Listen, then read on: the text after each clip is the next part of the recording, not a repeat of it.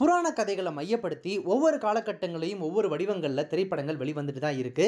தற்போது விஷ்ணு வராக அவதாரம் எடுத்து ஹிரண்யாக்ஷனை வதம் செய்வதையும், நரசிம்ம அவதாரம் எடுத்து ஹிரண்யகசிபுவை வதம் செய்வதையும் அனிமேஷன் திரைப்பட வடிவில் சொல்லியிருக்காங்க. இது வரைக்கும் கார்ட்டூன் சேனல்களில் இது போன்ற புராண கதைகளில் அனிமேஷன் வடிவில் நம்ம பார்த்துருப்போம், நிறைய சொல்லியிருக்காங்க. அந்த மாதிரி இப்போது இந்த மகா அவதார் நரசிம்மா அனிமேஷன் திரைப்படத்தை திரையரங்க வெளியீட்டிற்கு கொண்டு வந்திருக்காங்க. இந்த திரைப்படத்தை கேஜிஎஃப், காந்தாரா மாதிரியான பல பெரிய வெற்றி திரைப்படங்களை கொடுத்த ஹோம்பாலி ஃபிலிம்ஸ் அவங்க தான் தயாரிச்சிருக்காங்க. இந்த படத்தை வெளியிடும் தயாரிப்பு நிறுவனமான ஹோம்பாலி ஃபிலிம்ஸ் மகா அவதார் சினிமாட்டிக் யூனிவர்ஸ் என யூனிவர்ஸ் வரிசையில் திரைப்படங்களை அடுத்தடுத்து வெளியிட முடிவு செஞ்சிருக்காங்க. இந்த ப்ராஜெக்டின் அடுத்த 10 ஆண்டு கால திட்டம் குறித்தான அறிவிப்பையும் அந்த நிறுவனம் வெளியிட்டிருந்தாங்க. இந்த மகா அவதார் நரசிம்மா திரைப்படத்தை பொறுத்த வரைக்கும் அரக்க சகோதரர்களான ஹிரண்யாக்ஷனும் ஹிரண்யகசிபுவும் விஷ்ணுவை அடிக்க துடிக்கிறாங்க. படத்தினுடைய முதல் பாதியிலேயே வராக அவதாரம் எடுத்து ஹிரண்யாக்ஷனை வதம் செய்கிறார் விஷ்ணு. தன்னுடைய சகோதரனை கொன்ற விஷ்ணுவை அழிக்க பிரம்மன் கிட்ட கடும் தவம் புரிஞ்சு தன்னை யாராலுமே அழிக்க முடியாத ஒரு வரத்தை பெறுகிறாரு ஹிரண்யகசிபு. ஆனா அவருடைய மகனான பிரகலாதன் விஷ்ணுவினுடைய தீவிர பக்தனாக இருக்கிறதுனால அவனை வெறுத்து தன்னுடைய மகனையே பல்வேறு வழிகளில் கொல்றதுக்கு முயற்சிகள் செய்கிறாரு ஹிரண்யகசிபு. ஆனா அந்த அனைத்து கொலை முயற்சிகள்ல இருந்துமே தன்னுடைய தீவிர பக்தனான பிரகலாதனை விஷ்ணு காப்பாத்துறாரு. தன்னை அழிக்க முடியாது அப்படின்ற ஆணவத்துல திளைத்து கொண்டிருக்கக்கூடிய ஹிரண்யகசிபுவை விஷ்ணு நரசிம்ம அவதாரம் எடுத்து வதம் செய்வதே இந்த மகா அவதார் நரசிம்மா அனிமேஷன் திரைப்படத்தினுடைய கதை. விஷ்ணு அவர்களுடைய வராக அவதாரம் மற்றும் நரசிம்ம அவதாரம், இந்த 2 அவதாரங்களை பற்றி மட்டும்தான் இந்த பாகத்தில் சொல்லியிருக்காங்க.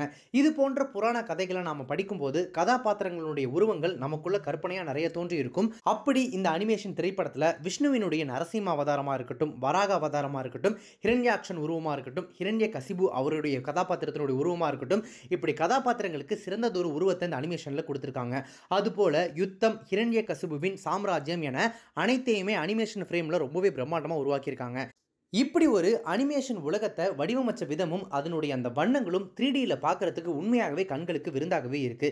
இந்த அனிமேஷன் உலகத்தை கட்டி எழுப்புறதுக்கு கிராஃபிக்ஸ்க்கு பெரும் உழைப்பை செலுத்தி நல்லதொரு அவுட்புட்டையே கொடுத்துருக்காங்க படக்குழு.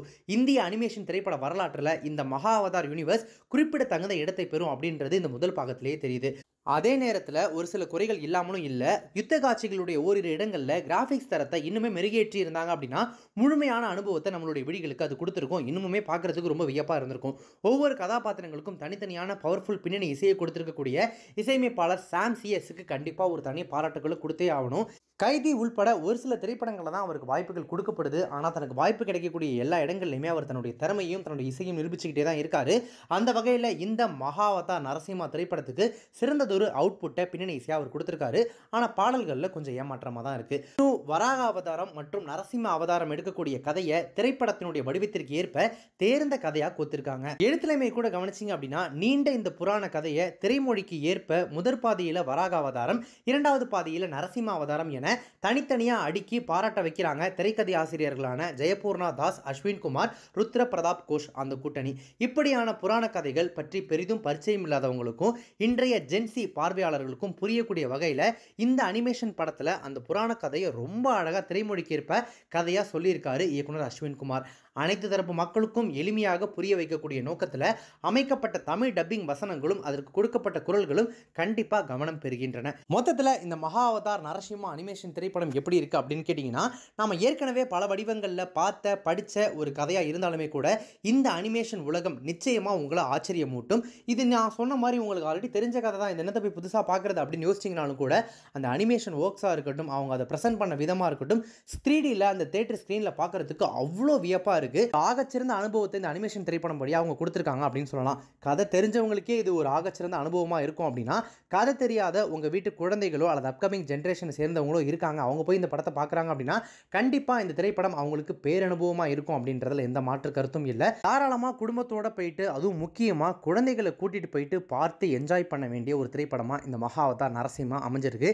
கண்டிப்பாக இந்த யூனிவர்ஸில் அடுத்தடுத்து வரக்கூடிய திரைப்படங்களும் இதே மாதிரியான ஒரு ஆகச்சிறந்த அனுபவத்தை கொடுக்கும் அப்படின்றத ஃபர்ஸ்ட் பார்ட்லேயே ஒரு டீசர் ட்ரைலர் மாதிரி சொல்லியிருக்காங்க அப்படின்ற மாதிரி சொல்லலாம். நம்ம இன்னொரு விஷயத்தையும் மனசில் வச்சுக்கோங்க, உங்களுக்கு இந்த அனிமேஷன் திரைப்படங்கள், அனிமேஷன் சீரிஸ் இதெல்லாம் பிடிக்கும் அப்படின்னா இந்த திரைப்படம் உங்களை பெரிதும் கவர்றதுக்கு வாய்ப்பு இருக்குது. ஆனால் நீங்கள் பெரிய அனிமேஷன் திரைப்பட ரசிகர்லாம் இல்லாமல் இருந்து யாராவது அனிமேஷன் படம் பிடிச்சி பார்த்தாலுமே கூட என்னப்பா குழந்தை படத்தெல்லாம் உட்காந்து சின்ன பிள்ளை மாதிரி நீ பார்த்துட்டு இருக்க அப்படின்னு கலாய்க்கிற ஆளாக இருந்தீங்க அப்படின்னா, என்னதான் இதில் அந்த சொல்லப்பட்ட திரைமொழி சுவாரஸ்யமாக இருந்தாலும் அனிமேஷனில் எடுக்கப்பட்டிருக்கிறதுனால மேபி இது ஒன் ஆஃப் தி ஒரு குழந்தைங்களோட திரைப்படமாக உங்களுக்கு தெரியறதுக்கு வாய்ப்பு இருக்குது. என்னப்பா ஆஹா ஓஹோன்னாங்க வந்து உட்காந்தா டிசப்பாயிண்ட் ஆகுது அப்படின்ற மாதிரி யோசிச்சிடாதீங்க. ஏன்னா லைவ் ஆக்ஷன் மூவிக்கும் அனிமேஷன் மூவிக்கும் இருக்கிற டிஃப்ரென்ஸ் என்ன அப்படின்றத நான் சொல்லி உங்களுக்கு தெரிய வேண்டியதில்லை. அதெல்லாம் மனசில் வச்சுக்கிட்டு படத்துக்கு போகலாமா வேணாமா அப்படின்றத முடிவு பண்ணிக்கோங்க. அண்ட் ஒன்ஸ் அகைன் சொல்கிறேன், குழந்தைங்களோட குடும்பத்தோடு போனீங்க அப்படின்னா குழந்தைங்க பயங்கரமாக என்ஜாய் பண்ணிட்டு வருவாங்க அப்படின்றதுக்கு மட்டும் நான் கேரண்டி. நீங்கள் இந்த மகாவதார் நரசிம்மா திரைப்படத்தை பார்த்துட்டீங்க அப்படின்னா படத்தை பற்றின உங்களுடைய கருத்துக்கள் என்ன, ரிவ்யூ என்ன அப்படின்றத கமெண்ட்ஸில் மென்ஷன் பண்ணுங்கள். இப்போ இந்த ரிவ்யூ உங்களுக்கு ரொம்ப பிடிச்சிருந்துச்சு அப்படின்னா லைக் பண்ணுங்கள், ஷேர் பண்ணுங்கள். நம்ம சேனல் இது வரைக்கும் சப்ஸ்கிரைப் பண்ணாதவங்க யாராவது ரிவ்யூ பார்த்துட்டீங்க அப்படின்னா மறக்காம உடனே இப்போவே நம்ம சேனலுக்கு சப்ஸ்கிரைப் பண்ணிவிட்டு பக்கத்தில் நோட்டிஃபிகேஷன் பெல் பட்டன் மறக்காம டிங் நினைத்துருங்க.